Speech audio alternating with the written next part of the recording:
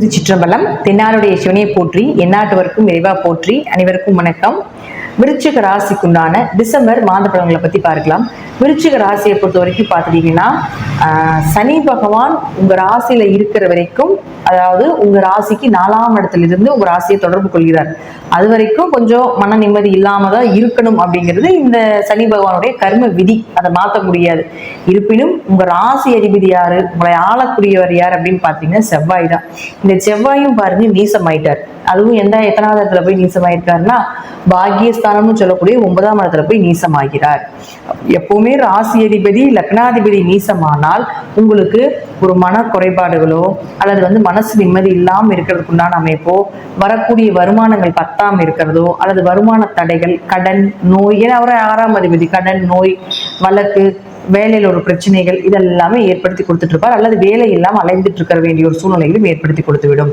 இப்போ அந்த செவ்வாய் அப்படின்னு சொல்லக்கூடியவர் பாருங்க, 6ஆம் தேதிக்கு மேல வக்ரம் ஆகிறார்.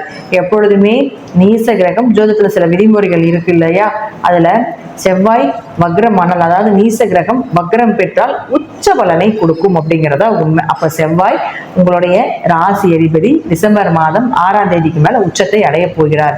ஆனா உங்களுக்கு அதற்கப்புறம் நல்ல பலன்கள் அப்படிங்கிறதுல மாற்றமே கிடையாது.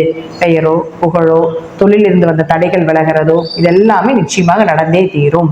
எதிர்பார்த்த பணவரவு, ஏன்னா உங்க ஜாதகத்துல பாத்துக்கோங்க, இந்த மாசம் 3 கிரக வக்ரம், அதாவது குரு வக்ரத்துல இருக்காரு, செவ்வாய் வக்ரத்துல இருக்காரு, புதனும் வக்ரகதி அடைகிறார். சோ உங்க ஜாதகத்துல எந்த கிரகங்கள் வக்ரமா இருக்குதுன்னு பாருங்க. அது சார்ந்து நான் சொல்லக்கூடிய விஷயங்கள் எல்லாமே உங்களுக்கு நன்மைகளை கொடுத்தே தீரும் அப்படிங்கிறதா உண்மை. அடுத்தது குரு, உங்க ஜாதகத்துல குரு வக்ரமாக இருந்தால் இந்த மாதம் உங்களுக்கு நிச்சயமாக பண வரவு, பொருளாதார வளர்ச்சி, அதே போல குழந்தைகளுடைய தேவைகளை பூர்த்தி செய்யறது, கலைகள், இதுல எல்லாமே உங்களுக்கு நல்ல ஒரு பெயர் புகழ் கிடைப்பது, குடும்ப ஒற்றுமை அதிகரிப்பது, அதிர்ஷ்டங்கள் கிடைக்கிறது எல்லாமே உங்க ஜாதக குரு வக்ரமாக இருந்தால் நடக்கும்.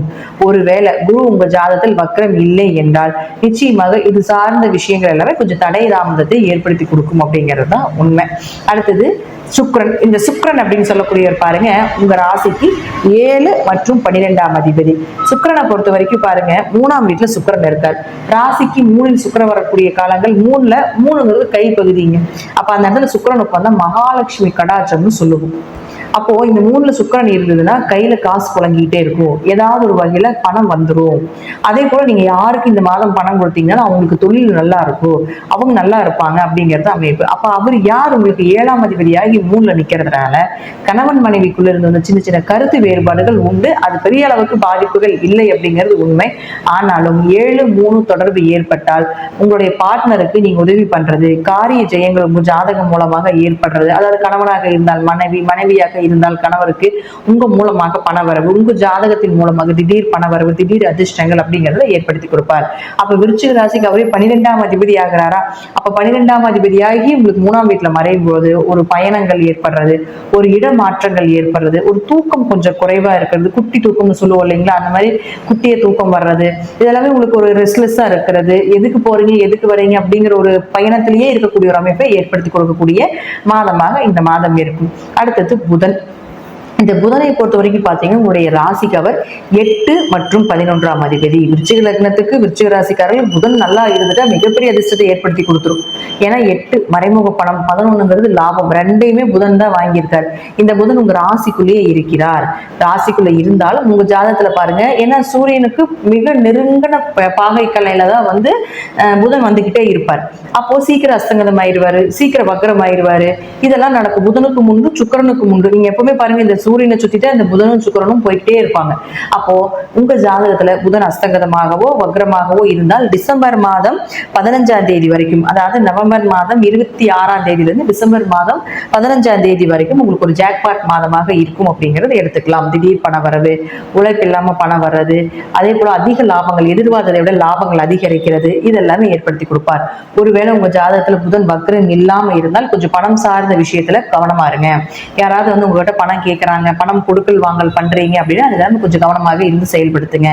லாபத்தை பெருசா எதிர்பார்க்காதீங்க. ஏன்னா 11ங்கிறது லாபம், 11ங்கிறது மூத்த சகோதரம், 11ங்கிறது இல்லீகல், தன் மனையை விட்டு பிற மனையை தேடக்கூடியது எல்லாமே 11 தான். அப்ப இது சார்ந்த விஷயத்துல ஒரு பிரச்சனைகளை கண்டிப்பா கொடுத்தே தீரும் அப்படிங்கறத உண்மை.